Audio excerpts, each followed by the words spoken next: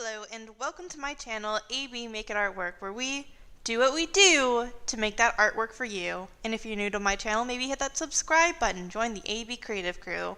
We do sketchy art things. Today's video is going to be a doodle times. I'm doing some figure drawings using the MediBang app. I am primarily going to be talking about my experience with the MediBang app, what is MediBang, and a little bit about how I went about my figure drawings.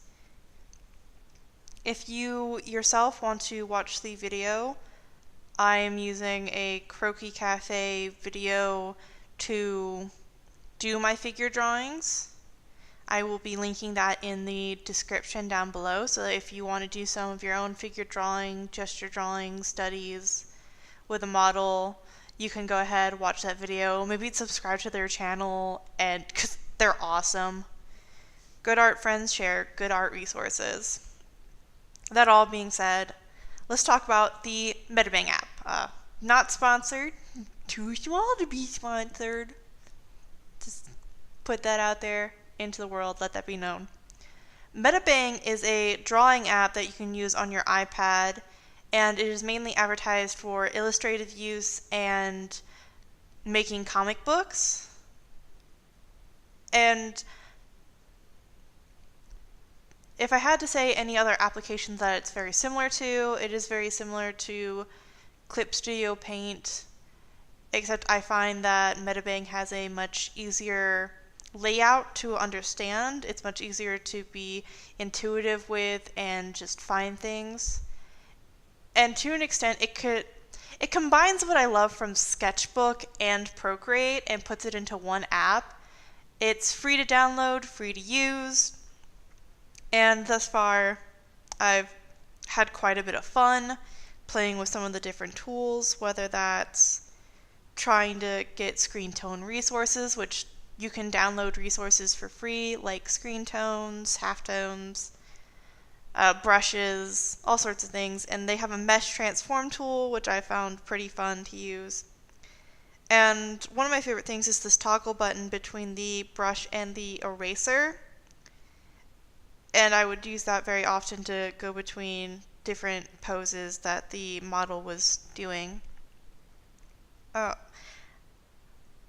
lot of the things that I do love about MediBang is that it is free to download, free to use. I love that so much, because if you're a broke art student who maybe had a generous parent that got you your first iPad, or maybe you just managed to save up enough to get an iPad, this is definitely one of those applications that I would recommend for artists looking for other applications, especially if you want a good transition from computer applications to using your iPad. It's, like I said, it combines the things that I love from Autodesk Sketchbook and Procreate, which from Procreate it's the brush tools, the easy layout, the overall settings of the interface, and Sketchbook having its gradient fills, the bucket fill option, and the drawing tools for different shapes. And something that Sketchbook doesn't have that MediBang does is it has a curve tool, so you can draw this big continuous curved line, and that has me really excited. Some of the drawbacks is that I don't have a stylus that can use pressure sensitivity, so I don't get the full extent of experiencing the MediBang app, but with my little stylus that I do have, I feel like I get a sufficient enough experience to kind of say that, yeah, I really do like this app and what it has to offer.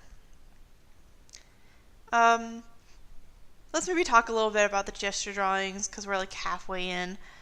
With the gesture drawings, how I went about it was that I would take the brush that I was using. In this instance, it is the thin pencil. I would make a gesture drawing with the brush at a very high size and very low opacity.